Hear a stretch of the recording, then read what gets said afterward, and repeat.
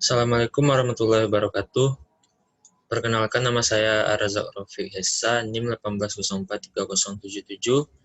Di sini saya akan menampilkan webinar presentasi saya mengenai tugas minggu ke-7 mata kuliah Sistem Informasi Manajemen.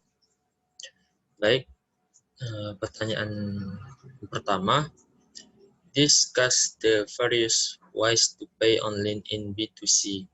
Which methods would you prefer and why? Jadi B2C atau bisnis ke konsumen digunakan untuk menggambarkan transaksi perdagangan antara bisnis dan konsumen akhir. Secara tradisional istilah tersebut mengacu pada proses menjual produk langsung ke konsumen, termasuk berbelanja di toko ataupun makan di restoran. The best B2C marketing strategies. Yang pertama, social media marketing and advertising. Yang kedua, creative contest. Dan yang ketiga, loyalty and reward programs. Pertanyaan yang kedua, discuss the major limitations of e-commerce. Which of these limitations are likely to disappear and why? Jadi e-commerce memiliki beberapa batasan yang membatasi pertumbuhan dan penerimaannya di dalam dunia bisnis. Dalam aspek teknologi, salah satu keterbatasannya ialah tidak adanya standar keamanan yang diterima secara universal. Selain itu, banyak negara yang kurang berkembang memiliki bandwidth yang tidak mencukupi yang dapat menyebabkan akses ke web tersebut menjadi mahal. Pertanyaan nomor 3, discuss the reason for having multiple easy business models. Karena dunia bisnis telah menjadi global, maka bisnis perlu beradaptasi dengan konsep globalisasi. Memiliki beberapa model bisnis e-commerce memungkinkan konsumen dan penjual untuk membuat proses pertukaran menjadi sederhana yang dapat menciptakan kesuksesan bagi perusahaan-perusahaan ini dan membuat konsumen tetap puas. Yang pertama itu B2B, yaitu business to business e-commerce. Model B2B ini berfokus pada penyediaan produk dari satu bisnis ke bisnis lainnya. Yang kedua itu B2C, business to consumer e-commerce. Sektor B2C merupakan apa yang kebanyakan orang pikirkan ketika mereka membayangkan bisnis e-commerce. Biasanya penjualan e-commerce B2C adalah model retail tradisional, di mana bisnis tersebut menjual kepada individu, tetapi dijual secara online dan bukan di toko fisik atau offline. Yang ketiga itu C2C e-commerce. Terlepas dari kesuksesan platform seperti eBay dan Craigslist, banyak situs lelang dan rahasia lainnya telah dibuka dan ditutup secara cepat karena model yang tidak berkelanjutan. Pertanyaan nomor 4, what is the difference between sustaining and disruptive technology?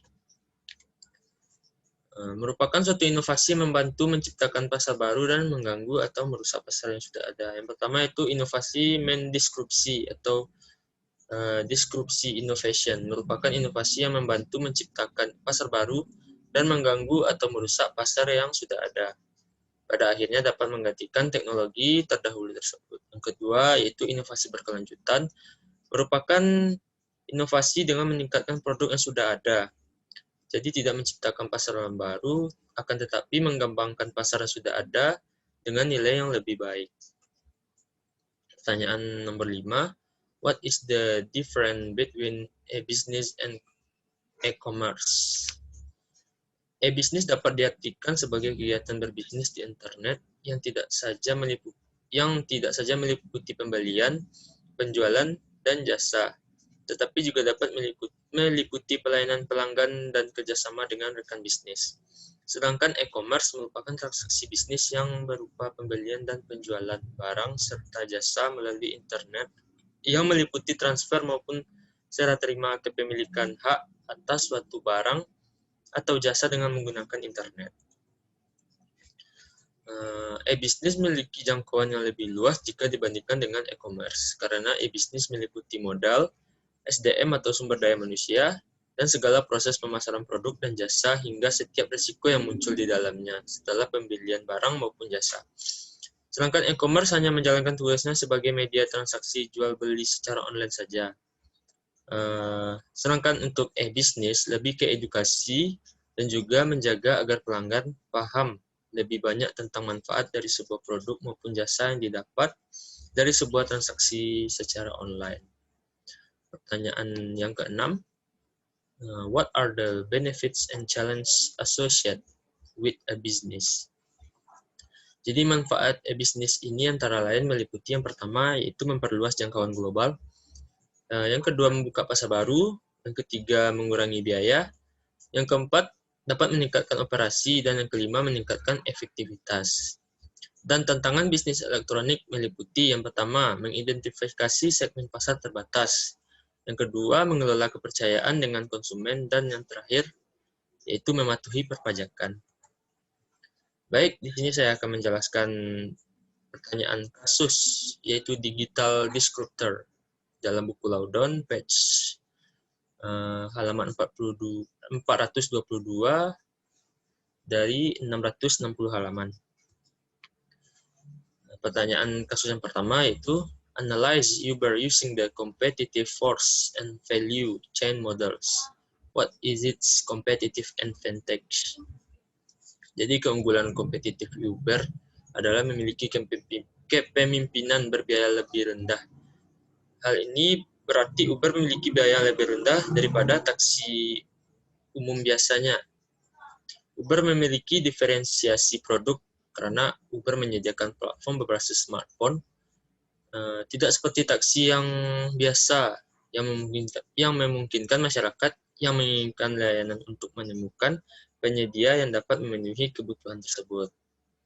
Pertanyaan kasus yang kedua, what is the relationship between information technology and Uber's business model? Explain your answer.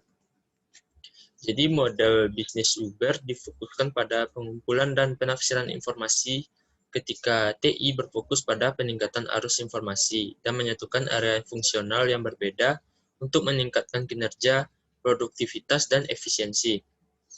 Strategis bisnis Uber selaras dengan tindakan yang sama. Perusahaan mengumpulkan data melalui sebuah aplikasi, menafsirkan informasi, dan menyediakan layanan yang lebih efisien daripada layanan standar. Pertanyaan kasus yang ketiga, how disruptive is Uber? Jadi Uber harus diperhitungkan sebagai salah satu perusahaan yang paling mengganggu di abad ini, sejauh ia mengubah sepenuhnya industri kendaraan dan membawa persaingan baru ke industri transportasi. Uber mengganggu pasar dengan menyediakan platform berbasis digital dengan harga yang lebih murah dan berkendara lebih cepat maupun efisien dan secara otomatis mendominasi industri kabin. Pertanyaan kasus yang keempat, is Uber a viable business? Explain your answer. Menurut pendapat saya pribadi, Uber merupakan bisnis yang cukup bagus untuk saat ini. Namun ada beberapa tanda tanya besar untuk kesejahteraan masa depan. Uber kehilangan aspek penting reputasi, baik karena di masa lalu Uber tidak melindungi informasi pribadi pengguna, serta banyak faktor lain yang membuat mereka kehilangan reputasi baik. Dan untuk saat ini semakin banyak orang yang berfokus untuk menjadi ramah lingkungan, dan Uber sendiri ingin membuat mereka mempersiapkan sesuatu untuk itu karena semakin banyaknya orang yang memiliki alternatif menggunakan mobil untuk mengurangi jejak mereka. Baik, sekian webinar presentasi dari saya. Jika ada kurang dan salah, saya mohon maaf. Wabillahi taufiq wal hidayah. Wassalamualaikum warahmatullahi wabarakatuh.